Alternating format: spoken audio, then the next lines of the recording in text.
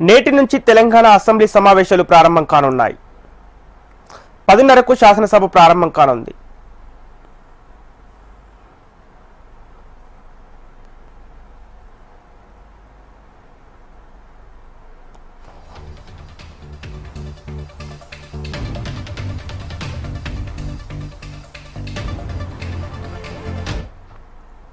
నేటి నుంచి తెలంగాణ అసెంబ్లీ సమావేశాలు ప్రారంభం కానున్నాయి.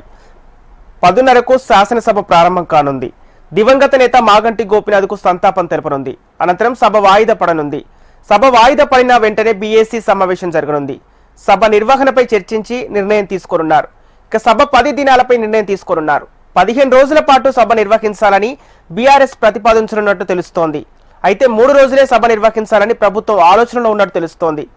సభలో కాళేశ్వరంపై పవర్ పాయింట్ ప్రజెంటేషన్ ఇవ్వడానికి అవకాశం ఇవ్వాలని బీఆర్ఎస్ కోరింది. అయితే స్పీకర్ అవకాశం ఇస్తారా లేదన్న దానిపై ఆసక్తి నెలకొంది. సభలో కాళేశ్వరంపై తాము మాట్లాడే సమయంలో మైక్ కట్ చేయకుండా అవకాశం ఇవ్వాలని బీఆర్ఎస్ కోరుతోంది.